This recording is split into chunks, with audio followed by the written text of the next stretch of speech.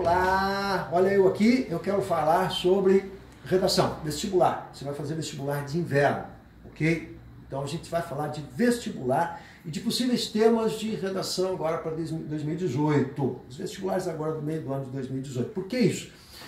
Estive dando algumas aulas aí para alguns alunos que estão se preparando, especialmente para fazer aqueles cursos maravilhosos como medicina, que são complicados.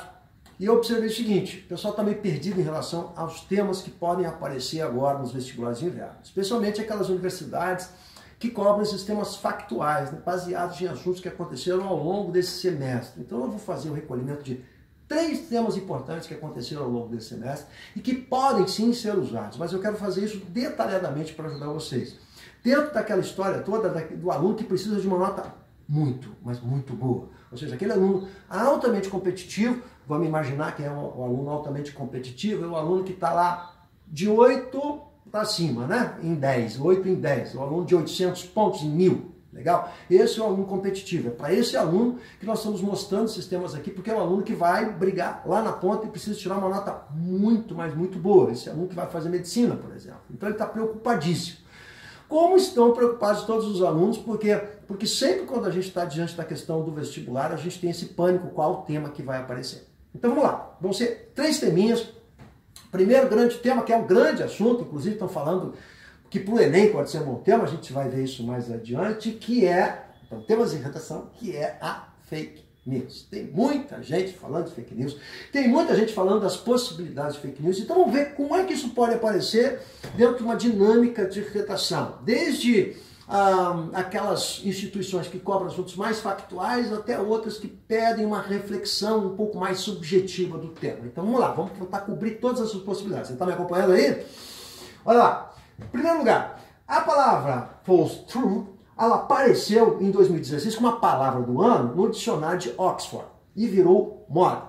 Por que virou moda e o que é exatamente isso? Baseado em 3 episódios, 3 fatos, portanto, que remetem a fake news e mais especificamente a pós-verdade. O primeiro deles foi a saída do Reino Unido da União Europeia, não é? Essa saída do Reino Unido foi baseada em histórias criadas, muitas histórias criadas, o que deu de 52% de apoio à saída do Reino Unido da União Europeia. Isso foi baseado em histórias que foram construídas e não propriamente baseado em verdade. Isso, portanto, houve uma influência, olha só a importância disso, uma influência muito grande na votação. 52% deram apoio à saída do Reino Unido da União Europeia. O segundo grande fato foi a rejeição ao acordo de paz na Colômbia, né? O acordo de paz com as Farc. Então o que houve aqui? Também houve muita fake que influenciou na votação. Houve uma votação ampla na Colômbia, né? Um plebiscito, para verificar isso, para avaliar o que a população pensava em relação àquele acordo, e surpreendeu a negativa a esse acordo, legal? Foi influenciado também por fake news.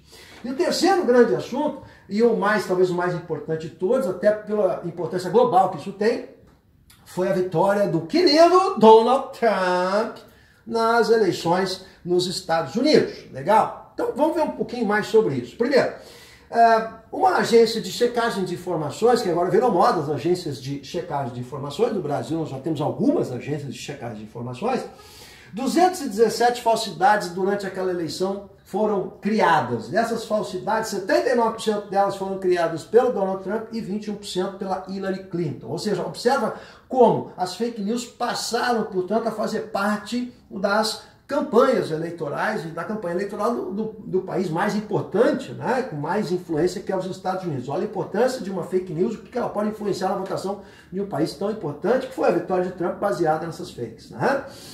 No fundo, o que nós estamos discutindo e o que é fake news? Fake news é a luta da verdade contra a mentira. Ou, para ser mais específico para vocês, é o racional contra o emocional. Como assim? Eu quero acreditar naquele fato como verdadeiro, mesmo que haja uma prova racional de que aquilo não é verdadeiro.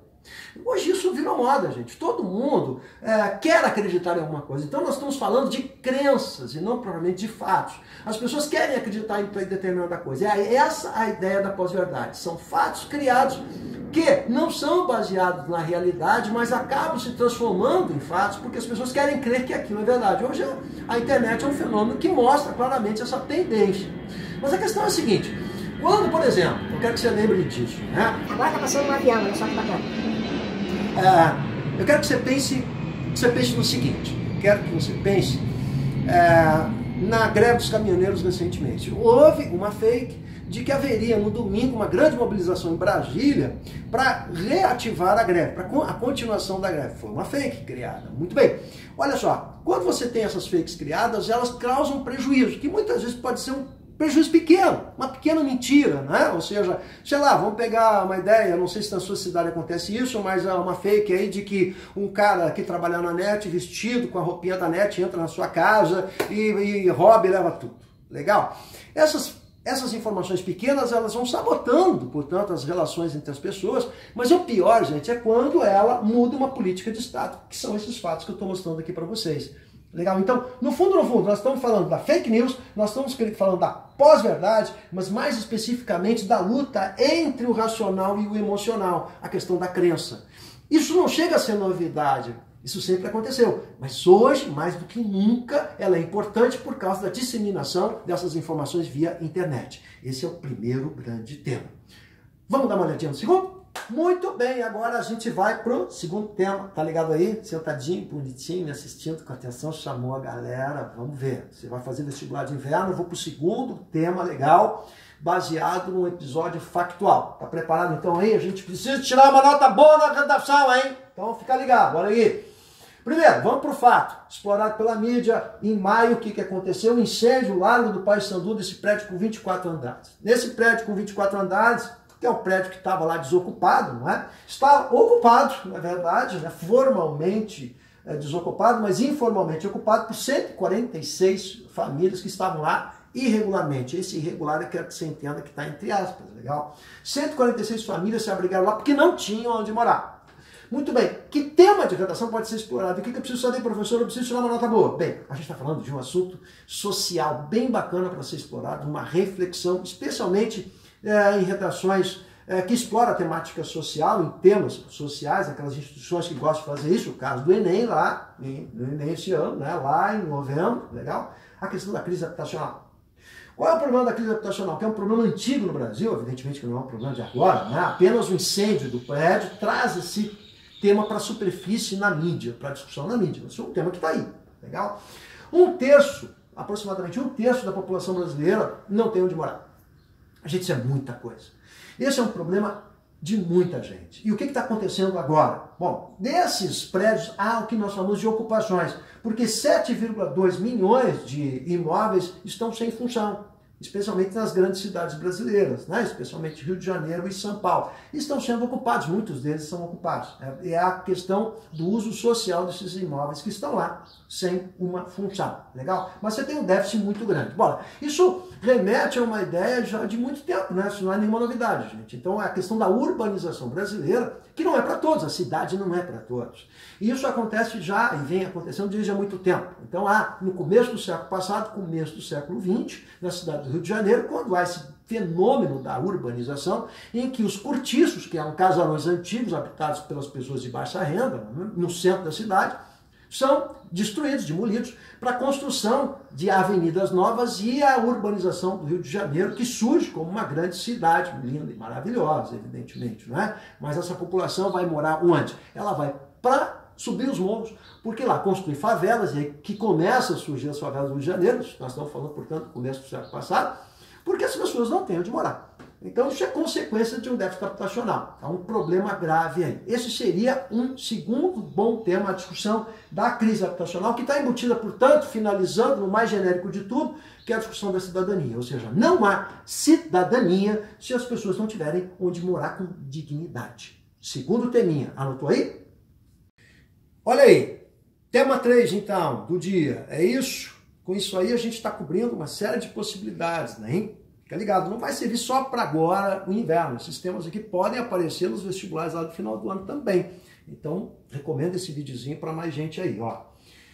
Então vamos para o terceiro tema do nosso dia. Olha só, a greve dos caminhoneiros. Todo mundo está falando em greve dos caminhoneiros. Virou moda, vai cair greve dos caminhoneiros. Não, não vai cair greve dos caminhoneiros, nem pode cair. Por quê? Porque a greve é um assunto extremamente técnico. Ou seja, a própria mídia, às vezes, tem dificuldade de tratar com um assunto extremamente técnico, como é a greve dos caminhoneiros. Então não vai cair um tema de redação, fale sobre a greve dos caminhoneiros. Não é assim que funciona. Não. Eu vou explicar. É bem simples. Ó.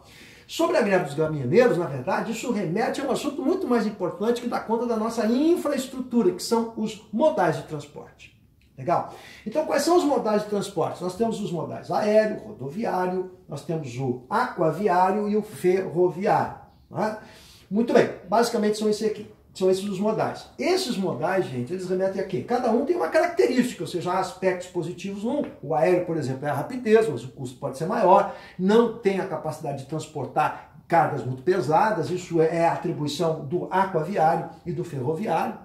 Mas uma coisa é verdade, e aí sim, esse é o ponto central da discussão, né? O país continental como o Brasil, ele precisa de transportes de longa distância. E os transportes de longa distância são efetivamente feitos, mais do que qualquer outra coisa, pela água e pela estrada de ferro. Porque se mostram, você consegue levar grandes volumes em distâncias muito longas, como é o caso do Brasil, e em outros países, aí, como os Estados Unidos, para citar um exemplo, né? Em que as grandes distâncias, um país grande, tem que ser coberto pelo transporte aquaviário e ferroviário em função justamente do custo que demandam esses modais aqui. O transporte rodoviário ele é eficiente para curtas distâncias, ele não tem a capacidade que o aquaviário tem e o ferroviário tem de levar grande quantidade de mercadorias, mas ele tem a agilidade, especialmente nos centros urbanos. Não é? Então ele é feito para fazer o transporte de curtas distâncias e especificamente aquilo que a gente chama de transbordo. O que é o transbordo? Não é? Então chegou um navio no porto, o caminhão vai lá, pega a mercadoria no porto e vai levar para o comprador final. Tá bem? A mesma coisa ferroviário. Você vai lá no terminal ferroviário e vai pegar a mercadoria e levar para o comprador final. É assim que funciona o rodoviário em qualquer parte desse planeta. Legal? No Brasil, houve por uma política qualquer, e aí a discussão é maravilhosa, a gente vai ficar aqui um dia inteiro falando sobre isso, eu adoro esse assunto, não é? Houve uma política de preferência gradual pelo transporte rodoviário em função da agilidade, da facilidade, da negociação direta com o transportador de caminhão que vai e leva. E as grandes distâncias começaram a ser cobertas pelo transporte rodoviário. Ora, o que isso acabou criando agora sim, gente? Isso acabou criando uma dependência do Brasil ao transporte rodoviário. E a greve dos caminhoneiros acabou mostrando essa dependência. O que ocorre com o transporte rodoviário? Ele encarece barbaramente o custo da mercadoria. Legal? Ele cria um problema da infraestrutura, que são as estradas, que o problema das estradas é que as estradas vão ser usadas pelo caminhão, que vai, evidentemente, prejudicar o asfalto, então tem um custo, enquanto o aquaviário e o ferroviário não tem esse custo. E há um terceiro elemento bastante importante no transporte rodoviário, que é o custo de vidas. Ou seja, a gente sabe que o transporte rodoviário cria muitas vítimas, as pessoas morrem nas estradas muito em função do transporte rodoviário. Você observa nos grandes centros urbanos como é que são aquelas estradas passando pelos centros urbanos e a dificuldade que isso cria de mobilidade urbana nos centros urbanos. Né? Então, o transporte rodoviário e a dependência do transporte rodoviário é problemática. Legal? Bom, isso, sempre que a gente fala da questão do transporte rodoviário, a gente vai lembrar de Washington Luiz e da sua frase fantástica, né? Governar é abrir estradas. De novo um avião passando, e aí, andando, estamos perto do aeroporto, isso acontece, né? O avião vai passar em algum momento, é um meio de transporte, é tudo pensado, a gente pensou agora, o avião passando, você tem uma figuração do nosso tema de redação. Fechando então, gente, ó, essa política, que é a política de centralizar no transporte pelo caminhão, criou essa dependência. E aí percebemos, diante da greve dos caminhoneiros, que o país ficou à mercê dos caminhoneiros, porque não havia modais alternativos, porque a ferrovia diminuiu sensivelmente a malha ferroviária, ela não consegue mais cobrir o país para fazer essas mudanças. E o transporte aquaviário é um problema seríssimo. No Brasil, apesar de termos um litoral maravilhoso para isso, a gente não usa isso por questões políticas aí, enfim, embutidas nisso, né? Eu quero que você pense nesse tema, que é um bom tema sim, e remete à infraestrutura, que é um assunto discutido lá no ensino médio também. Legal? Eu volto com mais vídeos. Obrigado.